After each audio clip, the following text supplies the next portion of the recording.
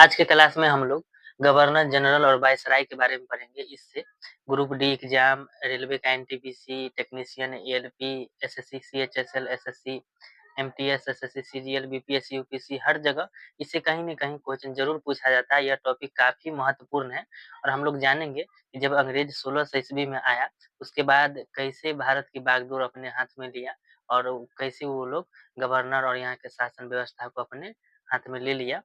जैसा कि आप लोग जानते होंगे पुर्तगाली 1498 ईस्वी में आया था, उसके बाद 1600 ईस्वी में अंग्रेज आया। अंग्रेज धीरे-धीरे यहाँ व्यापार के उद्देश्य से आया, लेकिन यहाँ व्यापार करते-करते यहाँ पूरे भारत में ऐसे फैल गया, उसके बाद पूरी शासन व्यवस्था अपने हाथों में ले लिया।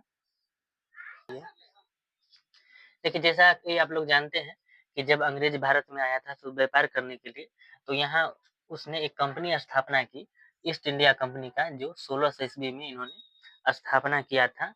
ईस्ट इंडिया कंपनी 1600 ईस्वी में स्थापना की गई। ये प्रश्न भी कई बार पूछा है कि ईस्ट इंडिया कंपनी की स्थापना वर्ष कब हुई थी? तो 1600 ईस्वी में। तो उस समय में दिल्ली पर जो मुगल बादशाह था उसका नाम था जहांगीर। दिल्ली पर मुगल शासक था जहांगीर। ईस्ट इंडिया के कंपनी की स्थापना के टाइम में दिल्ली का मुगल शासक जहांगीर था। फिर 1757 ईस्वी में अंग्रेजों ने रॉबर्ट क्लाइव के नेतृत्व में बंगाल पर आक्रमण किया। कब? तो 1757 ईस्वी में अंग्रेजों ने रॉबर्ट क्लाइव के नेतृत्व में बंगाल पर आक्रमण किया, जिसे प्लासी का युद्ध के नाम से जाना जाता है। ये भी काफी महत्वपूर्ण है, इससे भी कई बार प्रश्न किए जा चुके हैं कि प्लासी का युद्ध कब हुआ था? 1757 ईस्वी में। यह किसके नेतृत्व में लड़ा गया था? तो रॉबर्ट क्लाइव के नेतृत्व में। रॉबर्ट क्लाइव ने बंगाल को पराजित कर दिया, जिसके बाद रॉबर्ट क्लाइव को बंगाल का पहला गवर्नर बनाया गया। देखिए, यहाँ से ही भारत की शासन व्यवस्था अंग्रेज के हाथ में जा रहा है। 1757 ईस्वी में इसने प्लासी का युद्ध किया, रॉबर्ट क्लाइव ने, और इसके बाद रॉबर्ट क्लाइव को बंगाल का पहला गवर्नर बनाया गया था 1758 ईस्वी में।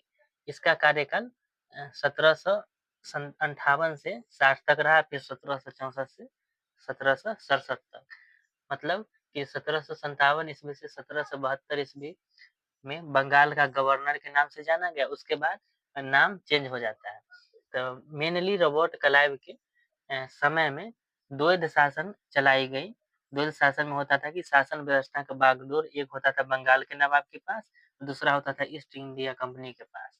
तो जब भारत की पूरी व्यवस्था मतलब शासन व्यवस्था पर नियंत्रण द्वैध शासन से किया गया, जिसमें बंगाल का नवाब प्रशासन को देखता था और ईस्ट इंडिया कंपनी भू राजस्व और सैनिक संरक्षण को, मतलब जितना भी जमीन से टैक्स, सैनिक संरक्षण, ये सब सारे के जिम्मेदारी ईस्ट इंडिया कंपनी लिया करता था, और बंगाल का नवाब था जो प्रशासन को देखता था। तो इसके कार्यकाल में बस इतना ही महत्वपूर्ण काम हुए थे। जैसे पूछ सकता है कि जो द्वैध शासन किसके कार्यकाल में हुआ है, तो रॉबर्ट क्लाइव के शासनकाल में।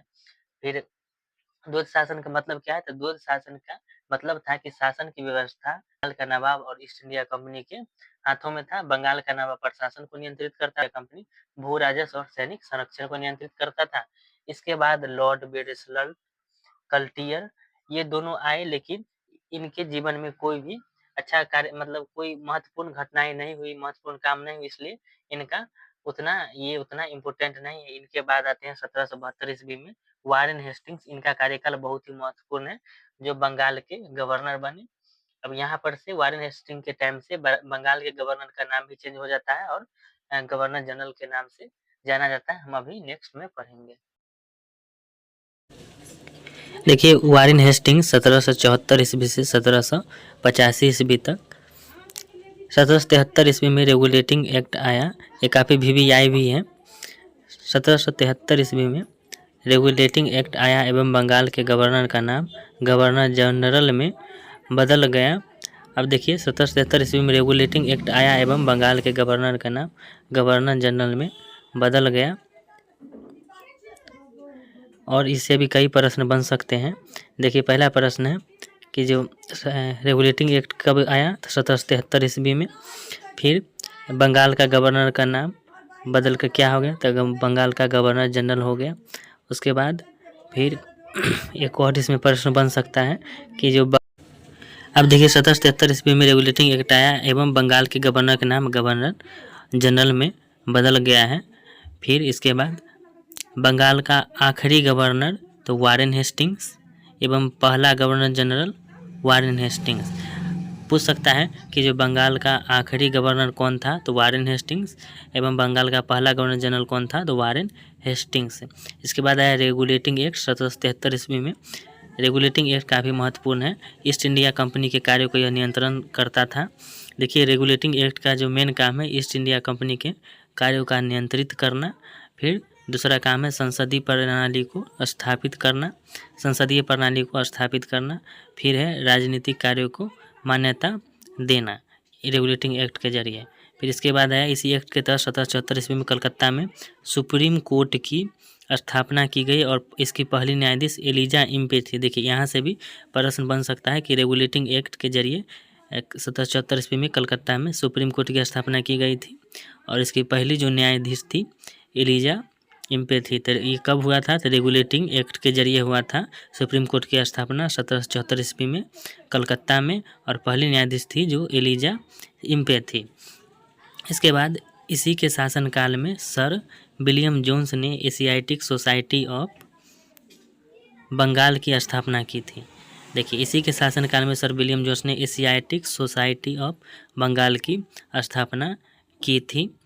इससे भी पूछ सकता है कि जो एशियाटिक सोसाइटी ऑफ बंगाल की स्थापना किसके शासनकाल में की गई थी, तो वारेन हेस्टिंग्स के शासनकाल में, जिसकी स्थापना सर विलियम जोन्स ने किया था।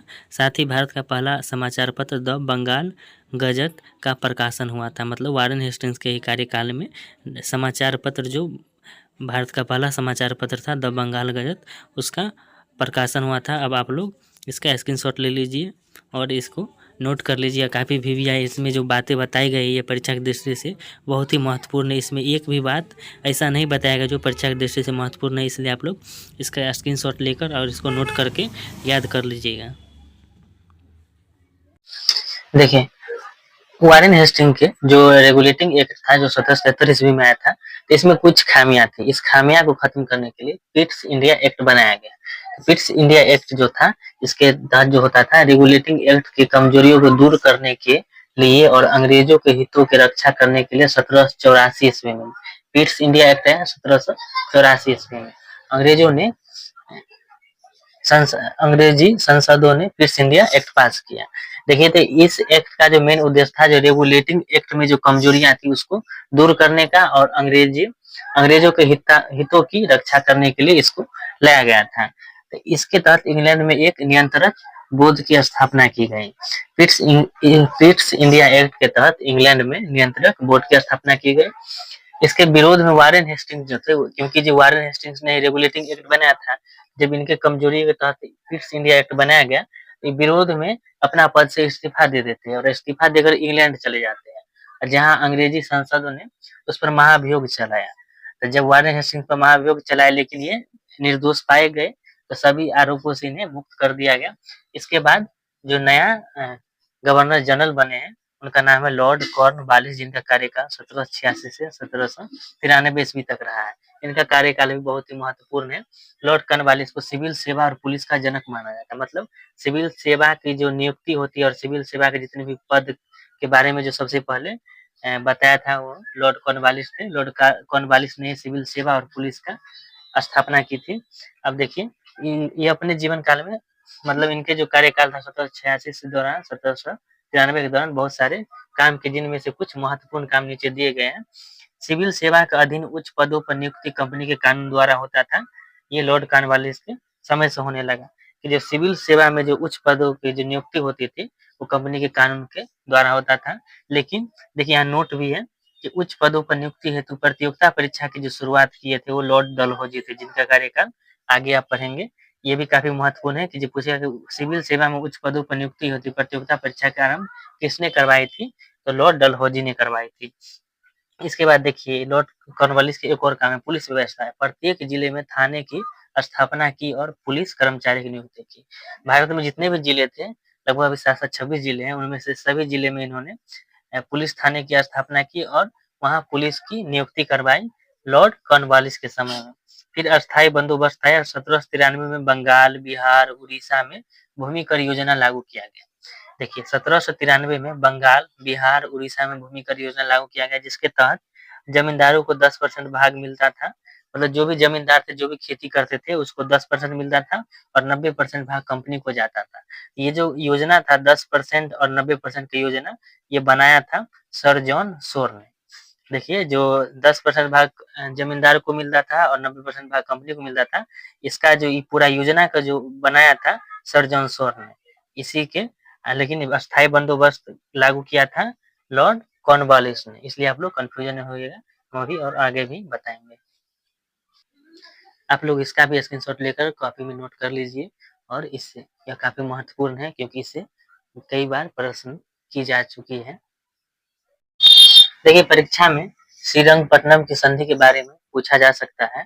तो श्रीरंगपट्टनम की संधि आखिर क्या था? श्रीरंगपट्टनम जो मैसूर से 9 किलोमीटर दूर है, कावेरी नदी के टापू पर स्थित है। कॉर्नवालिस ने इस किले पर घेराबंदी कराई थी। उस समय इस किले पर राज्य हैदर अली और उसका पुत्र टीपू सुल्तान करता था। श्रीरंगपट्टनम जो है मैसूर से 9 किलोमीटर दूर है और कावेरी नदी के तट पर स्थित है। तो जो लॉर्ड कॉर्नवालिस था, इस किले पर घेराबंदी करा दी थी। तो उस टाइम में जो इस किले पर जो जिनका शासक था, वो थे हैदर अली और उनका पुत्र था टीपू सुल्तान। तो 1792 ईस्वी में लॉर्ड कॉर्नवालिस ने टीपू सुल्तान के साथ संधि करके घेराबंदी का अंत करवाया। मतलब कौन सा संधि था? श्रीरंगपट्टनम की। श्रीरंगपट्टनम की संधि के में 1792 ईस्वी में लॉर्ड कॉर्नवालिस ने टीपू सुल्तान के साथ संधि किया। जब संधि हुआ तो जो किले पर जो घेराबंदी कॉर्नवालिस ने करवाया था उसका अंत करवा दिया गया। इसके बाद फिर आया सर जॉन शोर 1793 ईस्वी से 1798 ईस्वी इसका कार्यकाल रहा। इसके समय काल में मात्र एक ही महत्वपूर्ण घटना हुई, खारदा का युद्ध जो मराठों और निजाम के बीच हुआ था। आप लोग खारदा के युद्ध को देख लीजिएगा थोड़ा डिटेल में।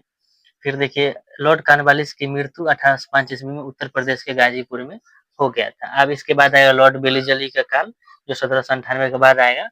अब हम लोग नेक्स्ट वीडियो में पार्ट 2 बनाएंगे। आप लोग उसमें देख लीजिए, ये पार्ट 1 था जिसमें मैंने कई महत्वपूर्ण गवर्नर एवं गवर्नर जनरल के बारे में और उनके समय में जो भी महत्वपूर्ण कार्य किए गए उनका उनके बारे में पढ़े हैं। और अगली सेशन जो होगा, अगली वीडियो, उसमें हम लोग इसके आगे जो कार्यकाल आएगा 1798 के बाद उनका कार्यकाल पढ़ेंगे आप लोग, इसलिए उस वीडियो को भी देख लीजिएगा पार्ट 2 में।